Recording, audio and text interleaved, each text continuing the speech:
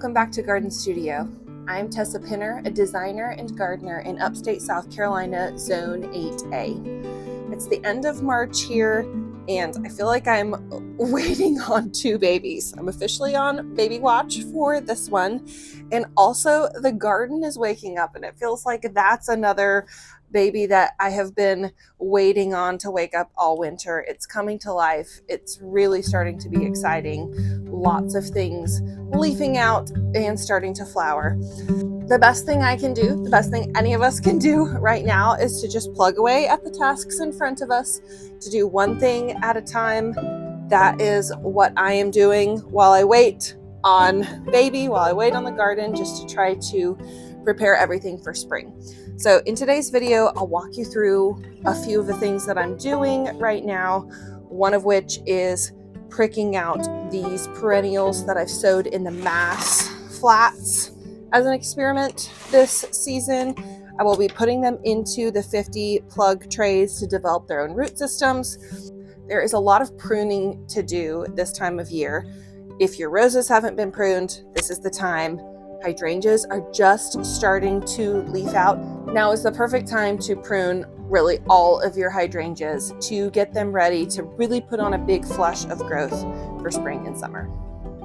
One thing that I have noticed about seasons of waiting in my own life is that sometimes it's actually harder to be proactive because all of my attention is on the thing that I'm waiting for.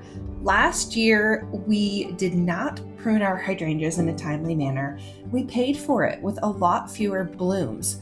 If you wait too long, what happens is that the buds start to set within that new growth, and you actually cut them off. You cut off the season's flowers. So it's important, the minute you start to see green, that is the time to prune. Some people do like to prune earlier. I just happen to like the look of the standing flower heads through the winter. I think it provides decorative structure, so I don't actually like to prune them earlier than necessary. It's easy to feel unsettled in a season of waiting, but you know who does not feel unsettled is the children. Whether it's doing a little bit of garden work together, like harvesting the first broccoli or picking lettuce or just watching them play, there is something about the presentness of a child's frame of mind that is just so refreshing.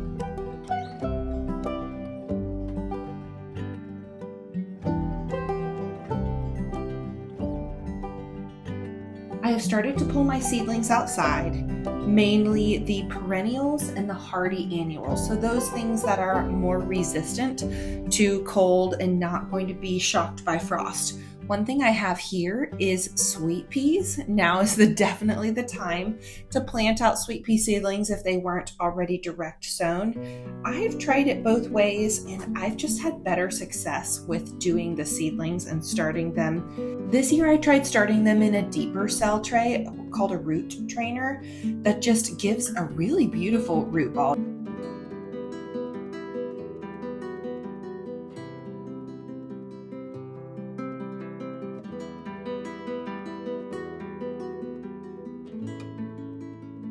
You can see here how far down the roots are going, and even the fact that I have to untease it a little with my fingers is such a good sign for the health of these seedlings as they go into the garden.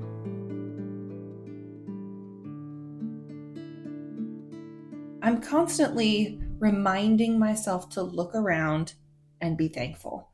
I think that's probably the biggest antidote to impatience and discontent of anything of all. Is just gratefulness, and that's nothing groundbreaking. That's not new, but just to look around and see and appreciate the beauty and the good things, that more than anything is a heart alignment. I think spring is probably the easiest time to do that.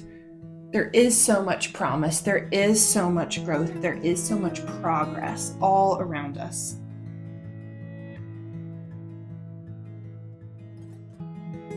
And maybe the other just most practical thing is stay busy.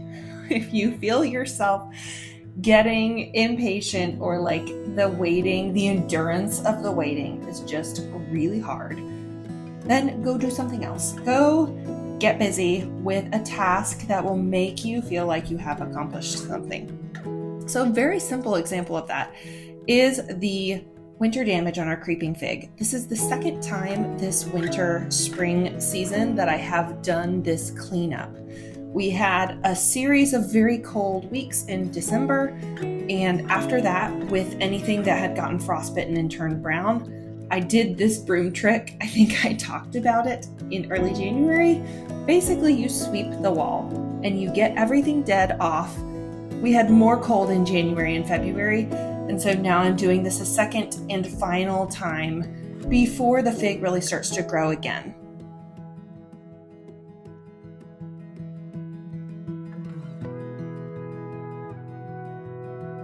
If you have any young trees, now is a good time to look at them for the structure. Really, this could be done any time of the winter. There are a few little sprouts on this Japanese maple that needed to come off. And so before it fully leaves out, while I can still really see the shape, I went ahead and cut those.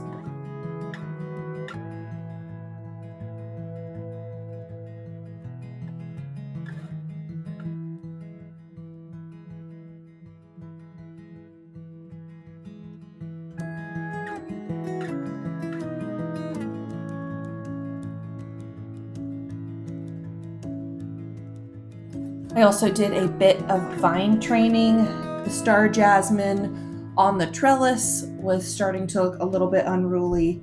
It puts on vigorous growth every season.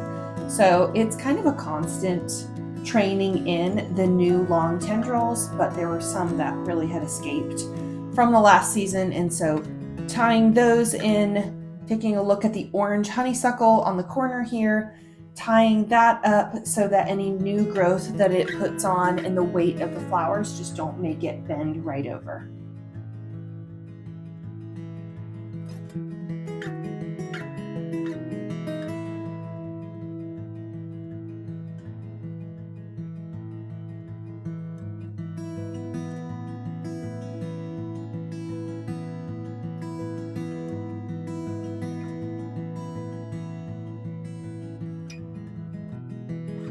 Right now is the time to do kind of a final perennial cleanup. If there are any standing seed heads still happening, the basil rosettes are filling out at the ground level and everything is starting to green up again. So getting rid of any of the remaining last year's growth is just a good idea.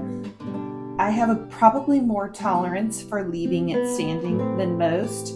There is a little bit of a messy look to it, but because I have my perennials in specific areas and it's part of my cultivation plan to leave that up for wildlife, for the seed heads, I just know that's part of my winter aesthetic, and then come spring, it's all going to be cleaned up again.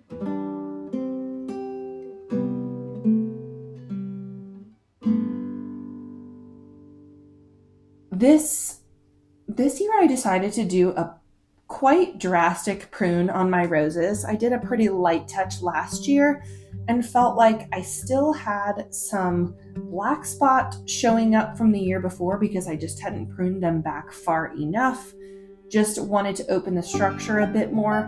So the rule of thumb on most shrubs is to prune it back not too much more than a third. And I did probably a third to a half on my roses. I went that plus maybe a little more aggressive. But if you've ever ordered a bare root rose, there's basically a knot of stump with a few small sticks emerging, and that turns into a whole bush in no time. So I'm not concerned too much with roses of pruning them back too far. They have pretty amazing regenerative capabilities. So I think probably my mistake last year was not doing enough. And so I'm looking forward to seeing what a little more aggressive prune does for my blooms and the health of the plants this year.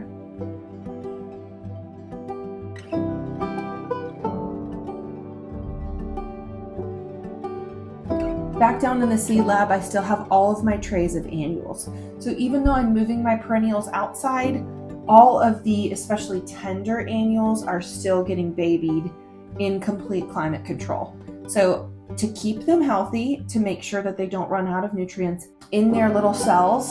Every time I water, I go back in with a very gentle organic fertilizer. I will put a link to this Neptune's Harvest that I like to use. It is a little bit stinky, but I find that it's kind of a tonic for seedlings. It's not really very strong, but it's enough to just make sure that they stay healthy while they're waiting. The last thing you want is to have your seedlings yellowing out and starting to become sort of anemic looking while you wait for them to go in the ground.